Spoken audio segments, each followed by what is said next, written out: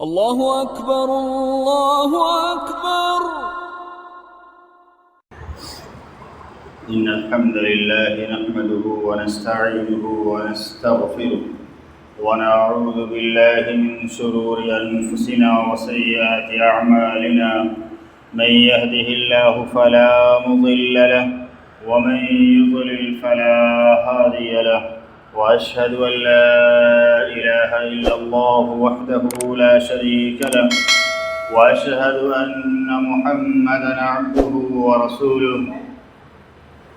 يا أيها الذين آمنوا اتقوا الله حق تقاته ولا تموتن إلا وأنتم مسلمون. يا أيها الناس اتقوا ربكم الذي خلقكم من نفس واحدة وخلق منها زوجها وبث منهما رجالا كثيرا ونساء. واتقوا الله الذي تساءلون به والأرحام إن الله كان عليكم رقيبا. يا أيها الذين آمنوا اتقوا الله وقولوا قولا سديدا يصلح لكم أعمالكم ويغفر لكم ذنوبكم. ومن يطع الله ورسوله فقد فاز فوزا عظيما. أما بعد فإن أصدق الحديث كتاب الله وأحسن الهدي هدي محمد صلى الله عليه وسلم وشر الأمور محدثاتها وكل محدثة بدعة وكل بدعة ضلالة وكل ضلالة في النار. أعوذ بالله السميع العليم من الشيطان الرجيم. بسم الله الرحمن الرحيم. واعبد ربك حتى يأتيك اليقين. وقال أيضا فاستقيموا إليه واستغفروه. وقال أيضا ولا تكونوا كالتي نقصت غزلها من بعد قوة أنكاثا.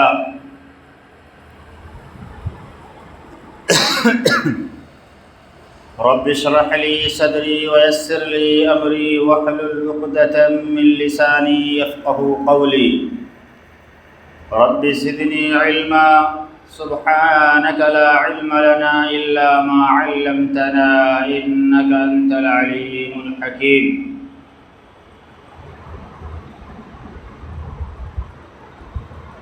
ہر قسم کی تعریف و توصیف، حمد و ثنا اللہ سبحانہ و تعالی کے لیے لائق و زیبا ہے،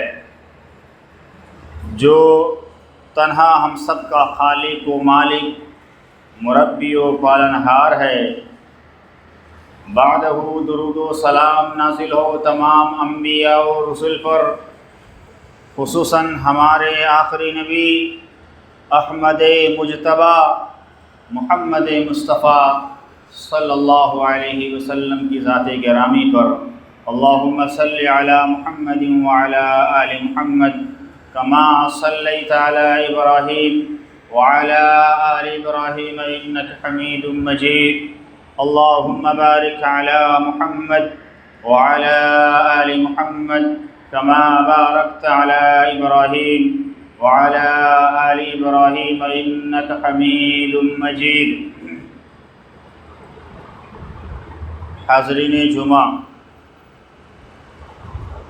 آج کے اس خطبہ جمعہ میں جس موضوع پر گفتگو کروں گا وہ ہے رمضان کے بعد کیا کریں۔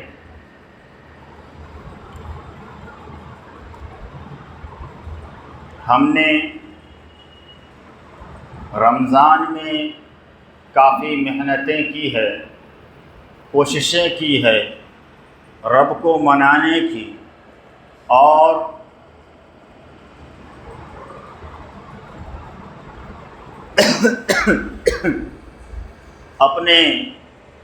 اپنی زندگی کو سنوارنے کی، اپنے اعمال کو نکھارنے کی کہ ہمارے اعمال کے اندر نکھار کیسے پیدا ہو، ہمارے اعمال کیسے ہوں۔ ہم نے بڑھ چڑھ کر محنت کی، کوشش کی، اور ہر ایک نے حصہ لیا، چاہے وہ چھوٹے ہو، بڑے ہوں، جوان ہو، بوڑھے ہوں، ہر ایک نے رمضان کے مہینے کی قدر کی، اور ہر ایک نے اپنا اپنا حصہ جو ہوتا ہے، جتنی اس کو توفیق اللہ رب العالمین نے دی، اس نے کی ہے۔ اب جب ایک پہاڑ جمع ہو چکا ہے، ہمارا نیکیوں کا ایک پہاڑ بن چکا ہے، تو اس پہاڑ کو ہمیں کیا کرنا چاہیے؟ اب کے بعد یعنی رمضان کے بعد جو زندگی آنے والی ہے، وہ زندگی کیسی ہونی چاہیے؟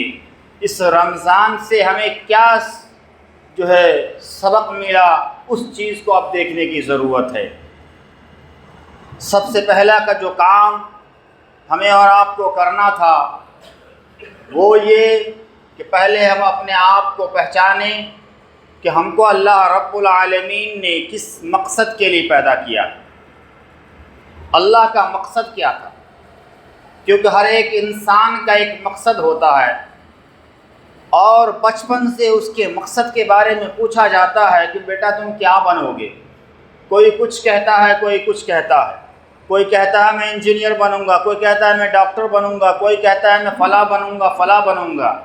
لیکن حالات ایسے آتے ہیں، حالات اور موسم ایسے آتے ہیں کہ وہ جا کر کے بعد میں اس کے جو ہے اپنے مقصد کو بدلنا پڑتا ہے۔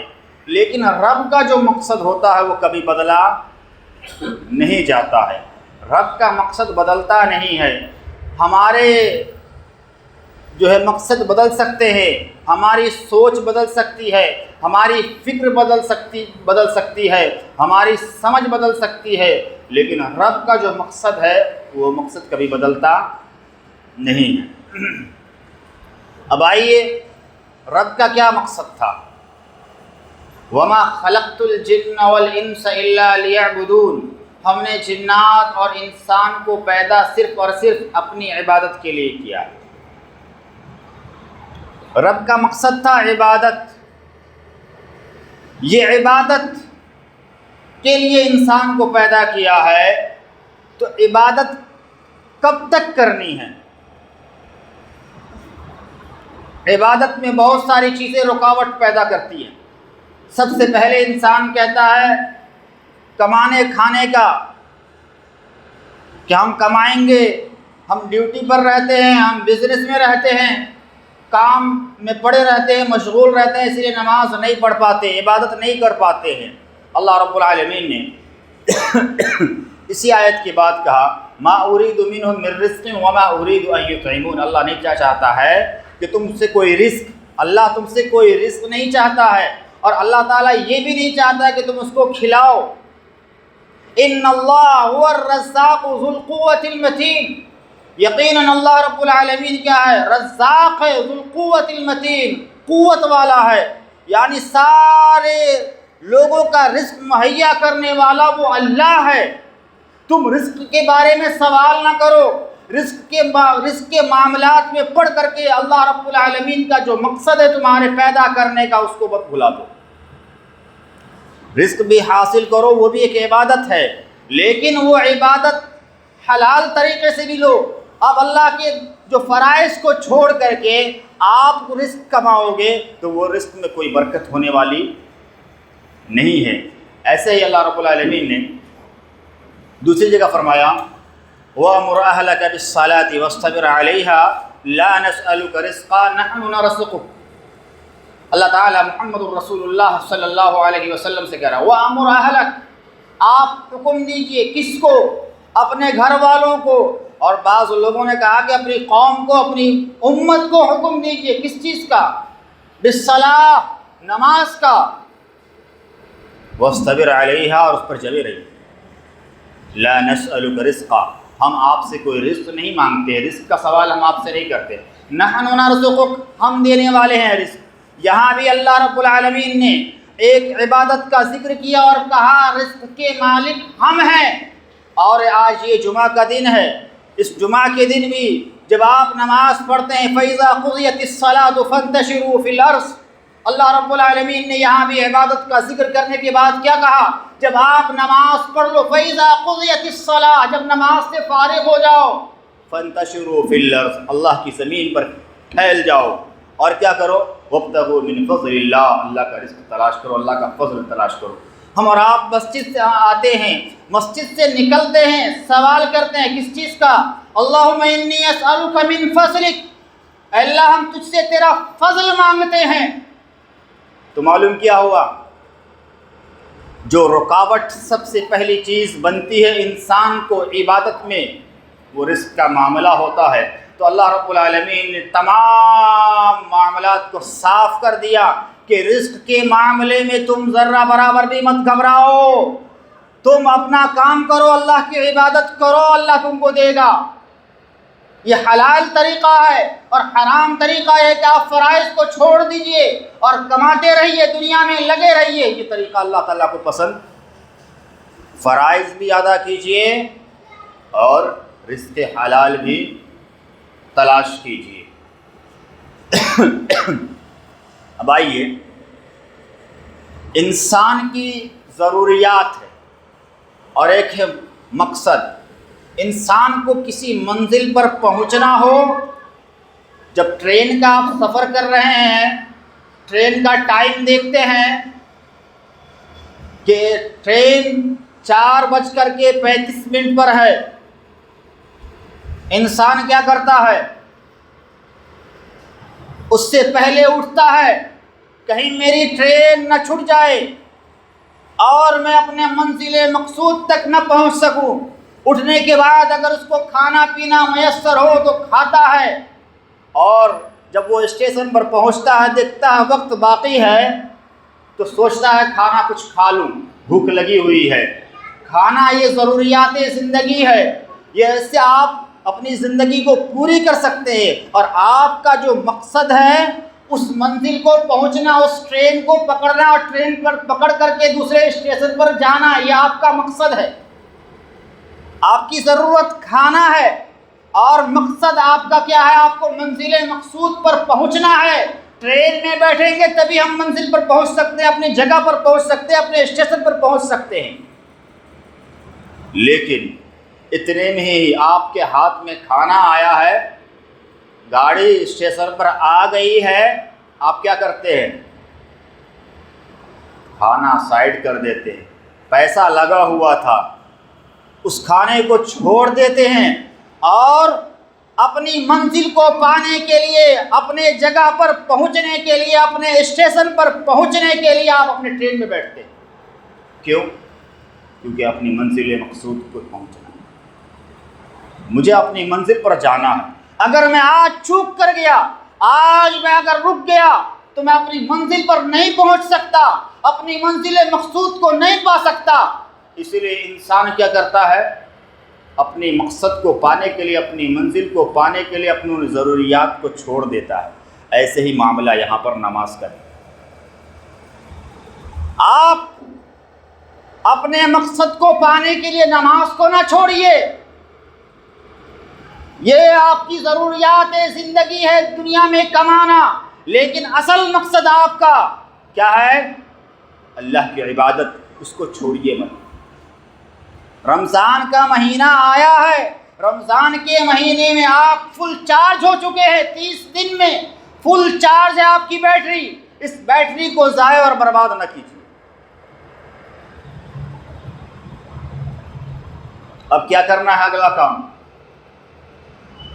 رمضان کے 30 روزے اور شوال کے 6 روزے رکھیے۔ اللہ کے نبی صلی اللہ علیہ وسلم نے فرمایا، من صام رمضان، جس نے رمضان کے روزے رکھے، پھر اس کے بعد اس کی اتباع میں شوال کے 6 روزے رکھے، کصیام الدہر، اس نے ایک زمانہ کا روزہ رکھا ہے۔ اور دوسری حدیث کے اندر آتا ہے کہ پورے 1 سال کا روزہ رکھا ہے، 6 روزہ رکھا اس نے، رمضان کے 30 روزے اور شوال کے 6 روزے رکھے تو اس نے گویا پورے سال روزہ رکھا ہے. کتنا بڑا ثواب ہو رہا ہے. ہمیں اور آپ کو اس ثواب کو حاصل کرنا چاہیے. یہ رمضان کے بعد کیا کرے؟ اس میں سب سے پہلا عمل یہ کیجئے کہ شوال کے 6 روزے کو رکھیے. اب مہینہ تو 29 اور 30 کا ہوتا ہے، لیکن اللہ تعالیٰ، نبی کریم صلی اللہ علیہ وسلم کی حدیث ہے کہ اللہ تعالیٰ رکھتے ہیں آپ 29 کا اگر مہینہ ہوتا ہے، یعنی چاند اگر نظر آ جاتا ہے، لیکن اللہ تعالیٰ اس میں 30 روزے کا ثواب دیتا ہے. کتنے؟ 30 روزے کا ثواب دیتا ہے. اللہ اکبر. یہ نبی رحمت صلی اللہ علیہ وسلم کی حدیث ہے کہ 30 روزے کا ثواب مل رہا ہے آپ کو. رکھ رہے ہیں 29، لیکن اللہ تعالیٰ ایک اور بڑھا کر کے دیتا ہے. رکھتے ہیں 30، پھر بھی اللہ تعالیٰ 30 کا ثواب دے رہا ہے. تو ہمیں اور آپ کو جب ہم یہ 30 روزے یا 29 روزے رکھتے ہیں، اس کو آپ دیکھ لیجئے جوڑ کر کے کہ من جاء بالحسنۃ فلہ عشر امثالها. اللہ کے نبی صلی اللہ علیہ وسلم نے قرآن حکیم کی اس آیت کریمہ سے اس 30 روزے کے بارے میں بتلایا کہ ایک نیکی کرتے ہیں آپ کو اللہ تعالیٰ کتنا دیتا ہے؟ 10 اجر دیتا ہے، 10 ثواب دیتا ہے. ایک نیکی کا بدلہ 10 ملتا ہے. تو ایسے ہی جب آپ 30 نیکی کریں، یعنی 30 روزہ رکھے تو 300 ہو گیا. اور شوال کے جو 6 ہیں، 6 روزے رکھے وہ 60 ہو جاتے ہیں. تو اب 360 دن کا ایک سال ہو رہا ہے. تو گویا پورا 360 دن آپ روزہ رہ رہے ہیں. اس کا ثواب آپ کو مل رہا ہے. یہ کب؟ شوال کے روزے 6 رکھنے کے بعد. اب اس میں بھی یہ شرط نہیں لگائی اللہ کے نبی صلی اللہ علیہ وسلم نے کہ آپ کو پورا ایک ساتھ ہی رکھنا ہے. نہیں، آپ پورے ایک مہینے میں 6 روزہ رکھیے. پورا مہینہ دیا اور پورے مہینے میں کہا اس میں سے کسی بھی دن 6 روزے رکھ لو. کتنا آسان ہے. جو آدمی 30 روزہ رکھا ہوگا اس کو 6 روزہ اور رکھنے میں کیا حرج؟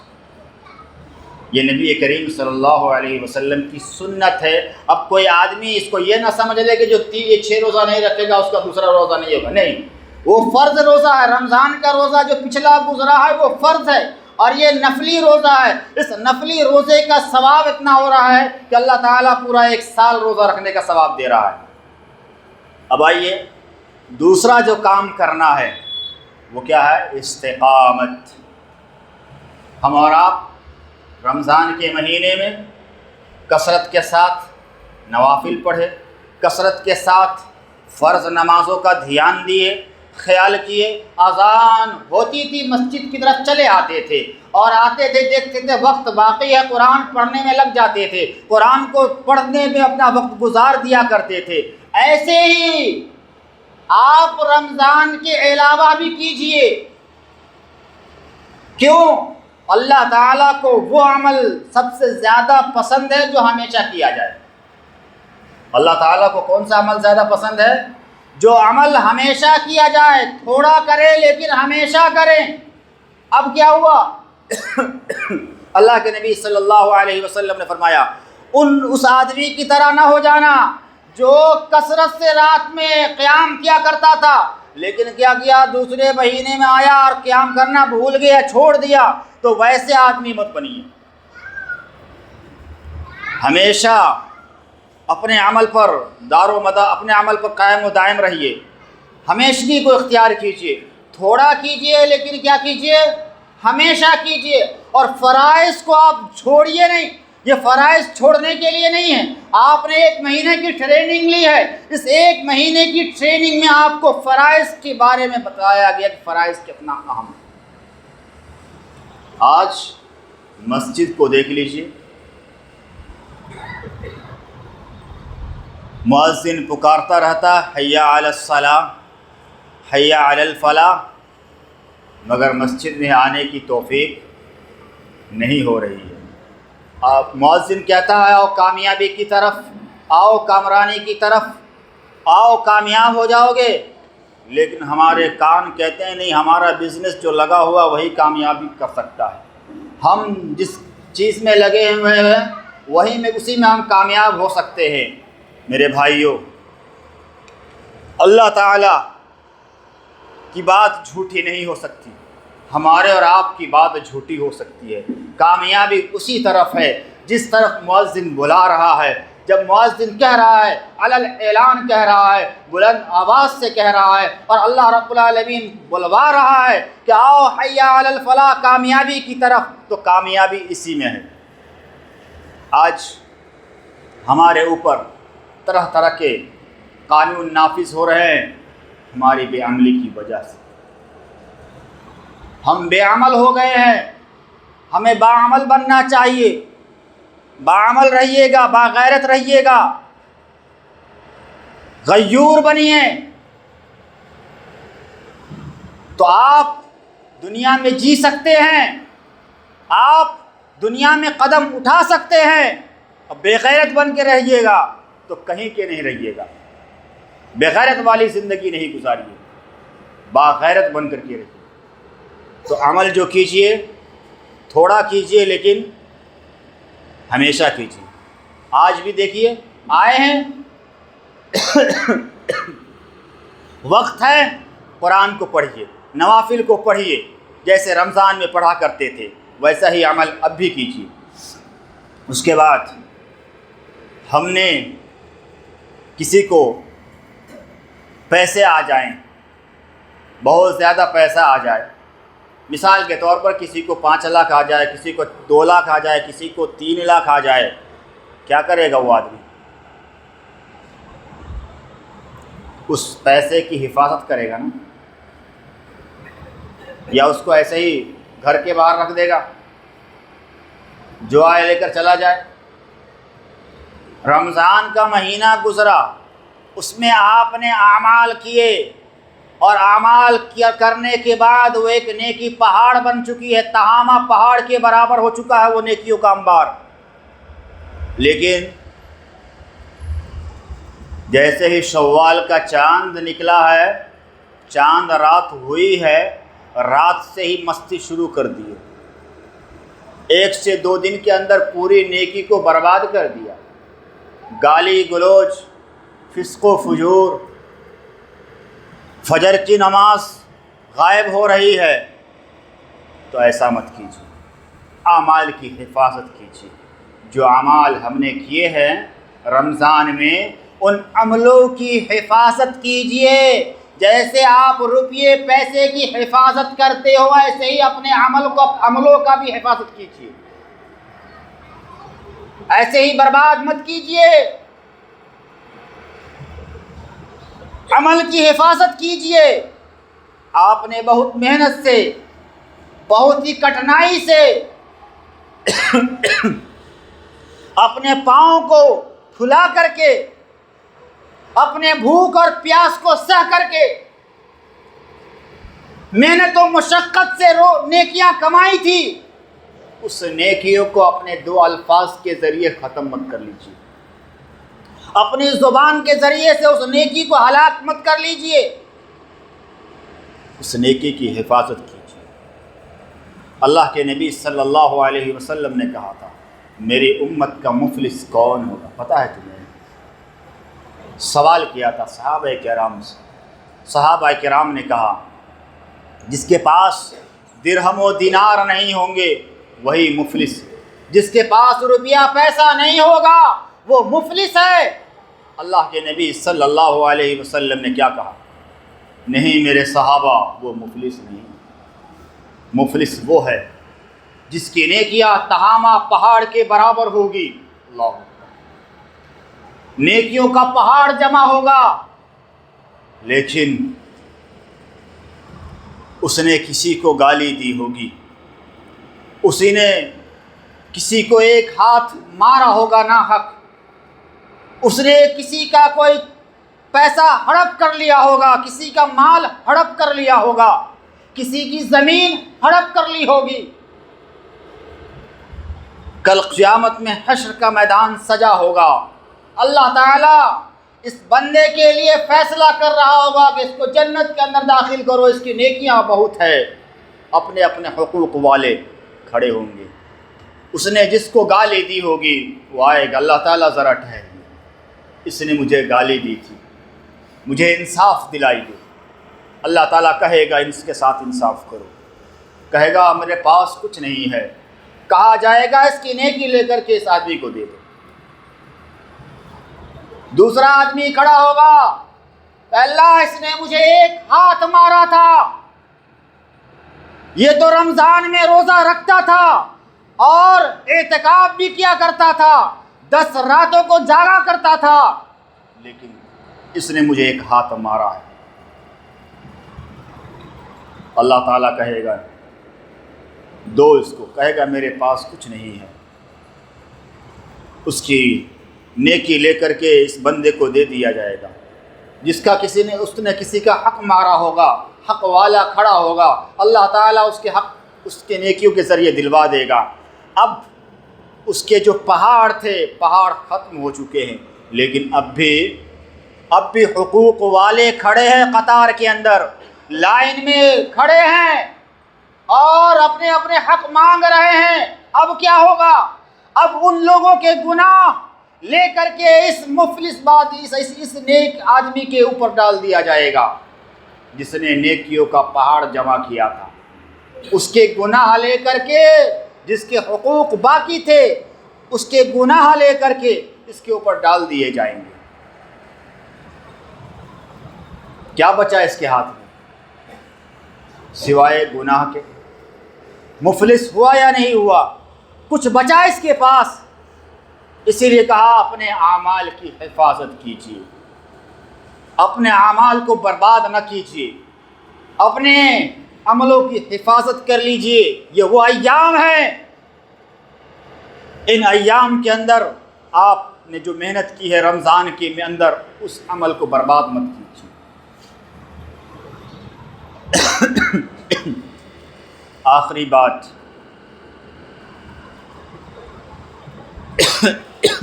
اعمال تو کر لیے ہیں، اس کے قبولیت کے لیے دعا کیجیے۔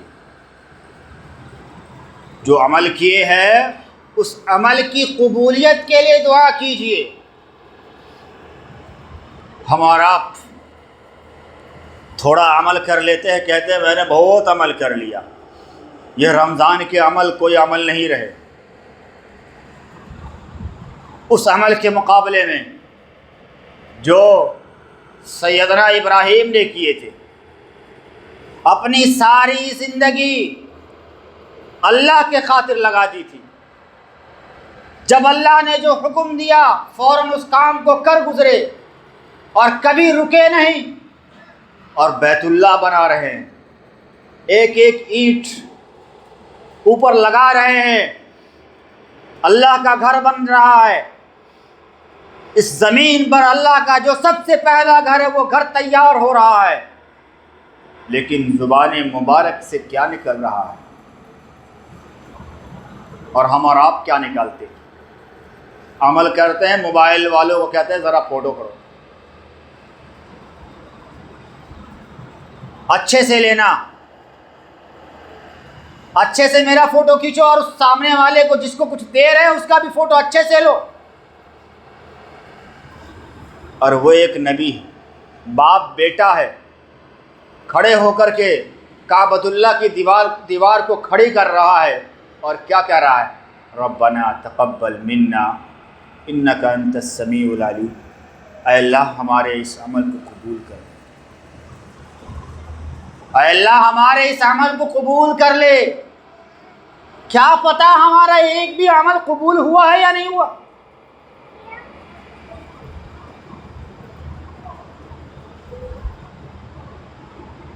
فضالہ بن عبادہ کہتے ہیں دنیا اور اس کے اندر جو کچھ ہے وہ کچھ ساری کچھ میرے سامنے ہو، اور میری زندگی کا ایک عمل اللہ تعالیٰ قبول کر لے، تو میں اس ساری دنیا اور اس چیز کو ہیچ سمجھوں گا، ایک عمل کو زیادہ خوشی مناؤں گا کہ میرے اللہ رب العالمین نے میرا ایک عمل قبول کر لیا۔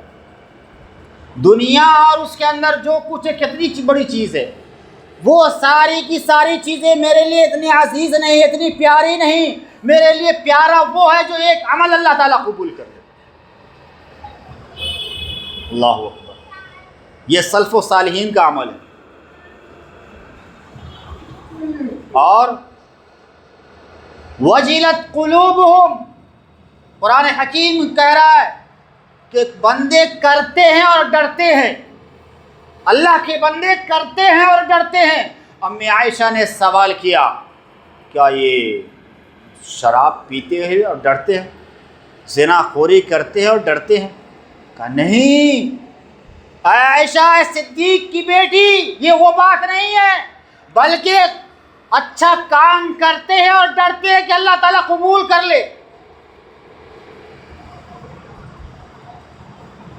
لیکن ہمارا حال کر رہے ہیں، یہ فکر نہیں ہے کہ اللہ تعالیٰ قبول بھی کر رہا ہے کہ نہیں کر رہا ہے، یہ سوچ ہونی چاہیے کہ ہمارے عمل کو اللہ تعالیٰ قبول کر رہا ہے یا نہیں کر رہا ہے، یہ ہونا چاہیے فکر۔ تو فکر ہو کہ اللہ رب العالمین ہمارے اعمال کو قبول کرے، اس کے لیے روئیے، گڑ گڑائیے رب کے سامنے۔ کل رمضان کے مہینے میں نوجوان رو رہے تھے، بلبلا رہے تھے، راتوں میں شب قدر میں، لیلۃ القدر میں نوجوان رو رہے تھے۔ آج کہاں ہیں وہ نوجوان کہ اپنے عملوں کے بارے میں، اپنے عملوں کی قبولیت کے بارے میں روئیں، گڑ گڑائیں؟ کل وہ بوڑھے رو رہے تھے، کہاں ہیں وہ بوڑھے؟ عید کے دن فجر کی نماز میں لوگ بھر جاتے ہیں، لیکن آج کہاں ہیں وہ لوگ؟